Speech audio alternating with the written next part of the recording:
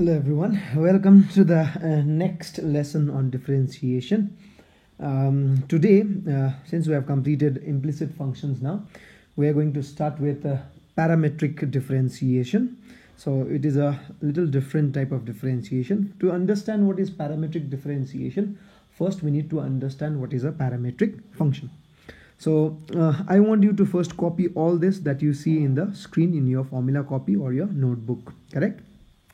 So let's start with the definition. The definition says parametric function is the two relation which expresses x and y in terms of a third variable t or theta is called parametric equation of a curve. It would mean that in parametric equation, x and y are not directly connected. Usually our equation, what we have, x and y are directly connected, where y would be the dependent, x would be the independent, or just the opposite, isn't it? But in parametric equation, you see that any equation of a curve is given by actually two separate equations. Okay, whether that two equations will be in terms of a third variable, one more new variable that can be t or theta. Okay, so let us have an example that will make the concept clear. The example is parametric equation of a circle. Now if you know, the equation of a circle is this. Actually the equation, let me write it down here. X square plus y square equals to a square is the equation of a circle with center 0, 0 and radius a. And radius is how much, everyone? A. So let me draw. So this is the circle that I am talking about here. The center is the origin and the radius is a. This much is a units. Okay, so if the center changes, the equation also changes, but this is the basic equation of a circle. So normally in coordinate geometry, this will be the equation of the circle. Okay, so to differentiate it would also be very easy. It comes under you may say implicit differentiation. You know how to differentiate this, isn't it? Differentiating both sides and it will work. But this is a basic equation of a circle, normal general one. Okay, so how do you write this same equation in parametric form? The same equation can be written like this. See the boxed one here. X equals to r cos theta, y equals to r sin theta. Did you see that there are two equations? This is equation number 1 and this is equation number 2. So there are two equations here which is in which x and y is expressed in terms of r and theta. So such equation is called parametric equation, where x and y are separately you may say represented by a third variable in terms of third variable, either t or theta or c or anything else. I'm just giving an example. It can be t or theta. So did you understand? So since you have two different equations, I need to combine them to make a dy dx, because if I differentiate the first one, if I differentiate this, I won't get dy dx. Let me show you. If I differentiate this, I won't get dy dx. Neither if I differentiate the y1, I won't get dy dx, because here the third variable is theta. So how do you do it? In such a scenario, what we do is we differentiate them separately. Okay, so and then we combine them to make dy by dx. So let's see the general rule. Suppose if x is a function of t here, let me show you with red. Okay, suppose if x is a function of t and also y is a function of t, then what do? First you find dy dt separately, you differentiate dy dt, and then you differentiate x with respect to t, you find dx dt, and what do, everyone? You divide them. Okay, it is as if, see here, it is as if the dt gets cancelled and you land with dy by dx. But dx by dt should not be equals to 0, you know, because if the denominator becomes 0, then the function can become undefined, correct? So how would you do this particular sum? The one we have here, x equals to r cos theta and y equals to r sin theta. How would you find dy by dx here? So first you differentiate y with respect to theta. Theta is the variable. So find dy d theta here, whatever is the answer. And also you find what, everyone? Dx d theta. I'm just showing a general way. You whatever you get here, and then you divide them. So ultimately dy dx will be division of dy d theta by dx by d theta. If you do this, you will get here the answer, and that will be dy by dx. Okay, so I'll show you an example based on parametric function. I hope you have understood. Again, I'm repeating, parametric differentiation is differentiation of parametric functions. What are parametric functions? In parametric function, generally a curve will be represented by two separate equations, where x and y are separately represented in terms of a third variable, t or theta. In order to differentiate them, we differentiate them individually with respect to the third variable and then divide them. Got it?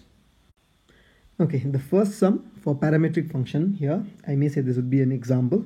So x equals to ct, y equals to c by t. Here you see x is differently separately represented in terms of t, and y also separately represented in terms of t. Remember, c usually means constant. Okay, c here is a constant. All right, here c is a constant, correct?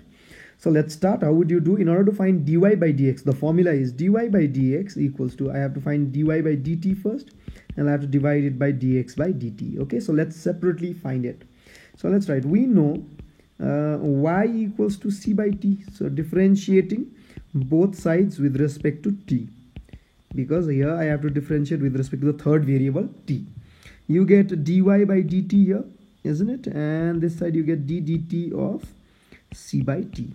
Correct, everyone? Do not get confused. Here we are differentiating with respect to t.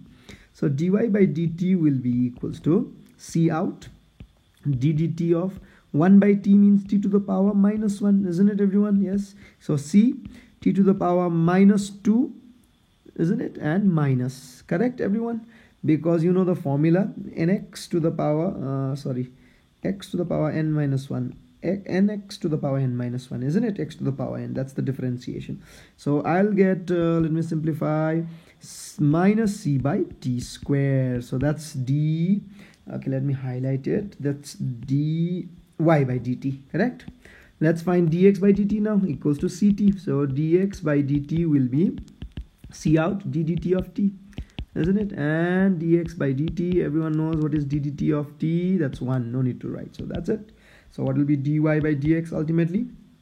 It will be dy by dt divided by dx by dt. Let's put the values in place. Dy by dt is here, minus c by t square. And what is dx by dt? C. So divided by c. So c and c gets cancelled.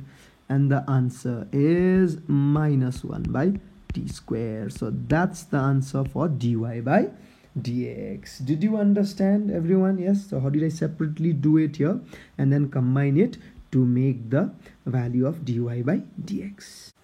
Okay, here's another one.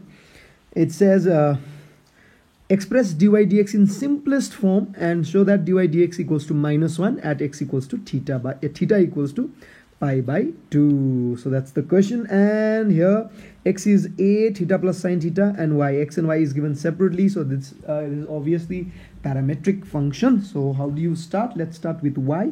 So we know y equals to a 1 plus cos theta. So I need to find dy by dx. For that I need to differentiate both the function in terms of theta here, because x and y are expressed in terms of theta. A are simply constants. Got it? So differentiating both sides with respect to x. If I do that, I'll get, sorry, not x, with respect to theta, I get dy by d theta equals to a out d d theta of 1 plus cos theta, isn't it, everyone? Yes. That gives me dy by d theta equals to a out, that's 0, and d d theta of cos theta is minus sine theta. Can I do that? Finally I get minus a sine theta. So that's what I have, dy by d theta. Correct, everyone? Okay, let's go to the second part. The second part says x equals to a, I suppose there's theta plus sine theta. Careful. So dx by d theta, differentiating both sides with respect to theta, a d d theta of theta plus sine theta. I'm differentiating with respect to theta. That gives me dx by d theta, a out. D d theta of theta is 1. D d theta of sine theta is cos theta. I can write that. And what do I get? So that's it. I cannot simplify that. So that's what I have. Now, how do you combine them? Let's combine them. Therefore, let me do it here. Dy by dx, according to the parametric formula, it should be division of dy by d theta divided by dx by d theta. That gives me, let me do it here. What is dy by d theta? It's minus a sine of theta. What's dx by d theta? a 1 plus cos theta. So a and a gets cancelled. So the answer I have here, let me write it here somewhere, equals to dy by dx equals to minus sine theta divided by 1 plus cos theta, isn't it? But the question says write in simplest form, and I don't think this is quite simple here. I can make it further more simple. What formula do I use? The half angle formulas. So what's the formula of sine theta? Minus 2 sine theta by 2 cos theta by 2. Which formula did I use here? Sine theta equals to 2 sine theta by 2 cos theta by 2. Half angle formula in class 11. We have done this, and there's a plus, so 1 plus cos theta is, 1 plus cos theta divided by 2 equals to 2 cos square theta by 2. Sorry, there shouldn't be a 2 here, like this. If 2 moves that side, I have a replacement, so I can write 2 cos square theta by 2. Simplifying it, cancels, one of the cos and the cos gets cancelled. I have tan theta by 2 finally. Correct, everyone? So that's what I have. Dy dx is ultimately equals to tan theta by 2. But the question is not yet over. It says express dy dx in simplest form. We have done that. And show that dy dx equals to minus 1 when you put theta equals to pi by 2. So let's do that final part. So now when theta was given how much? Pi by 2. What will be dy dx? Dy dx bracket theta equals to pi by 2. That's how we write dy dx at theta equals to pi by 2 equals to tan, what is theta? Pi by 2 by 2. That gives me tan pi by 4, isn't it? By the way, there should be a minus here. I missed out something. Check this out. Where? Here. Did you see this minus? So this minus should come here and here as well. So let us put it here, minus. There should be a minus, and I think this should also be a minus here, isn't it? So minus, so I have minus 1. So finally the answer, so dy dx equals to minus 1 at theta equals to pi by 2. So that's how we solve the second one. This is a parametric sum itself. The only thing, something extra we have done here, used half angle formula to make it further more simple.